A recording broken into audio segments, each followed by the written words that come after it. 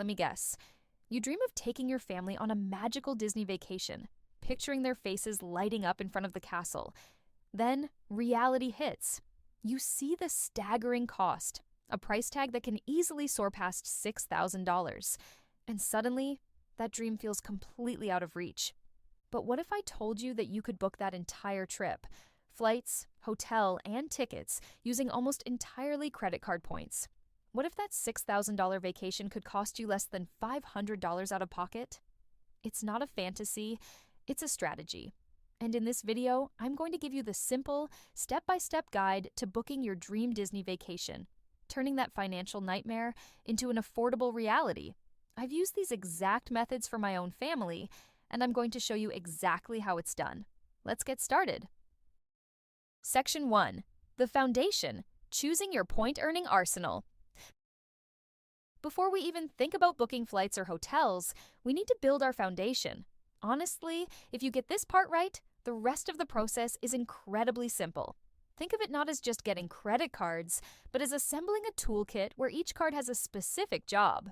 For a Disney vacation, we need a team of cards, and there are 3 specific types to focus on. First, you need a powerful, flexible travel card. This is your workhorse. My top recommendation here is the Chase Sapphire Preferred Card.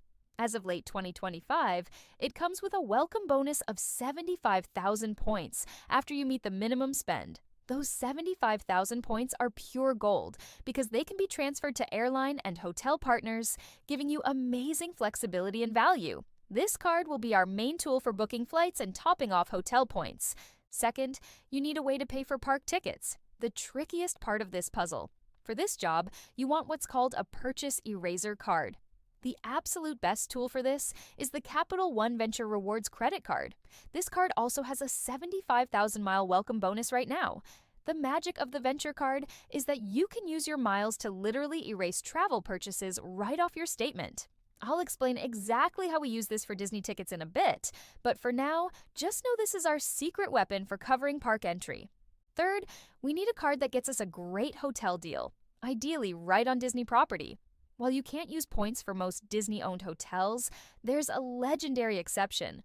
That's why your third card should be a hotel-specific one, and for Disney, the best options are from Marriott. You could get a card like the Marriott Bonvoy Boundless Credit Card. The welcome bonus on these cards can often be enough for a few free nights and gives us access to what I call the on-property secret, which we'll get to in the hotel section. And here's a quick but critical piece of advice. Don't apply for all these cards at once. Apply for cards one at a time. Focus on meeting the minimum spending requirements to get those huge welcome bonuses before moving on to applying for the next card.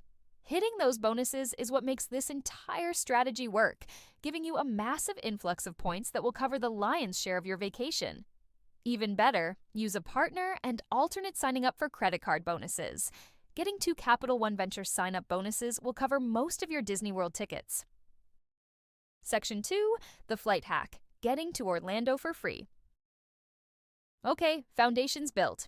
Now for the fun part, booking the trip. Let's tackle the first big expense, flights. Our goal is simple, fly your family to Orlando without spending cash on the airfare. This is where that workhorse card, the Chase Sapphire Preferred, really shines. It can supplement points earned with co-branded credit cards. For example, many people love Southwest Airlines for flying to Orlando. Sign up for the Southwest Airlines credit card, earn the sign-up bonus, and transfer any additional points needed from Chase to Southwest. Same works for JetBlue. Their co-branded credit cards have a large sign-up bonus, which likely will cover a large portion of your flights. Use a partner too to get a second sign-up bonus or supplement JetBlue points by transferring Chase points to JetBlue.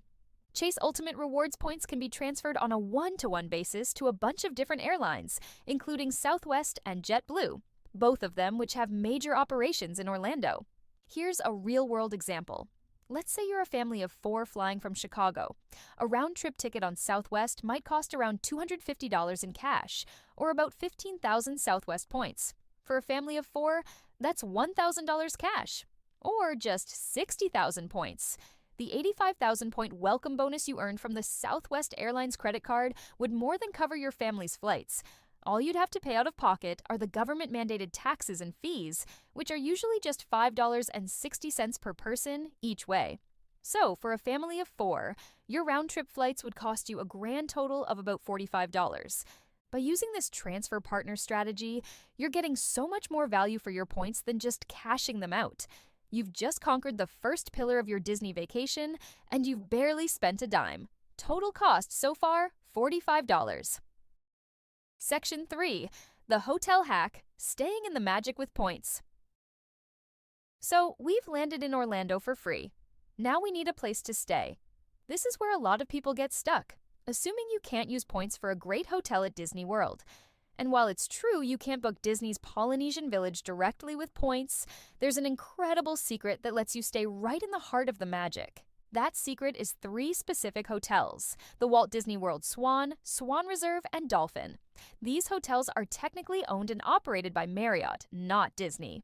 But because of a unique agreement, they are located directly on Disney property, nestled right between Epcot and Hollywood Studios. And most importantly, they share many of the same perks as official Disney Deluxe resorts, including early theme park entry, which is a massive advantage for beating the crowds. Because they're Marriott properties, you can book them with Marriott Bonvoy points. A night at the Swan or Dolphin can run anywhere from 45,000 to 70,000 points, depending on the season. So how do you get those points? This is where our card strategy comes full circle. You can earn them with a Marriott co-branded credit card, or you can transfer points over from your Chase Sapphire Preferred card. Booking a 5-night stay is where the value truly explodes. Marriott has a fantastic Stay for 5, Pay for 4 benefit on award bookings. It means when you book 5 straight nights with points, you get one of those nights completely free. So, if a room costs 50,000 points per night, a 5-night stay won't be 250,000 points. It will only be 200,000. Let's put that together. By earning the welcome bonuses from both a Chase Sapphire Preferred and a Marriott Bonvoy card, you could easily have enough points for a 5-night stay at one of these fantastic on-property hotels. You get the deluxe resort location, the key Disney perks, and you pay for it all with points. This is without a doubt the single best way to use points for lodging at Walt Disney World. You've now covered flights and hotels, the 2 biggest expenses, and you're ready for the final piece of the puzzle. Check out our reviews of these hotels in the description. Section 4. The Ticket Hack, Erasing the Cost of Park Admission. All right, time to face the final boss of booking Disney with points: the park tickets. This is where most people give up. If you buy tickets directly from Disney, the purchase usually codes as entertainment, not travel, which means most travel rewards are useless. But, like with everything else, there's a brilliant workaround. The strategy involves 2 key steps. First, we are not buying our tickets from Disney directly. Instead, we're going to purchase them from an authorized third-party ticket seller. My go-to is Undercover Tourist. They're one of the largest and most reputable Disney ticket sellers out there, and they often have small discounts. But the real reason we use them is that when you buy tickets from Undercover Tourist, the purchase on your credit card statement almost always codes as travel. This is where our Purchase Eraser card, the Capital One Venture Rewards card, comes in to save the day. Here's exactly how to do it. First, go to undercovertourist.com and buy the park tickets you need. Let's say the total comes to $2,000. You'll pay for this with your Capital One Venture card, just like any other purchase. A few days later, that $2,000 charge will post to your Capital One account. Then, you just log in, go to your rewards, and select the option to cover travel purchases. You'll see the $2,000 charge from Undercover Tourist listed right there. You can then apply your Capital One miles to erase that charge from your statement at a value of 1 cent per mile. So, to erase the full $2,000 ticket cost, you'd need 200,000 miles. The 75,000-mile bonus from the Venture card gets you a huge chunk of the way there. Any other spending you put on the card just adds to that total. A partner also applying for HTE Capital One Venture card and earning a second sign-up bonus will help also. Even if you don't have enough miles to cover the entire cost, you can redeem whatever amount you have. If you have 100,000 miles, you can wipe $1,000 off your bill, effectively cutting your ticket cost in half. This simple 2-step process, buy from Undercover Tourist, then erase with Capital One miles, is the most effective way to cover the cost of Disney tickets with points. Link in the description for our complete Capital One guide to Disney World. And that's it. That's the 3-part victory for booking a Disney vacation on points. By tackling flights, hotels, and tickets as separate challenges, each with its own special tool, you can make what feels like an impossibly expensive dream trip an affordable reality. We used Chase points transferred to an airline to fly for almost nothing. We used Marriott points to stay in a deluxe-level hotel right in the middle of the magic. And we used the Capital One purchase eraser to wipe away the cost of our park tickets. By following this blueprint, you're no longer at the mercy of those staggering cash prices. You are in control. To make this even easier for you, I've created a free one-page Disney Points planning sheet.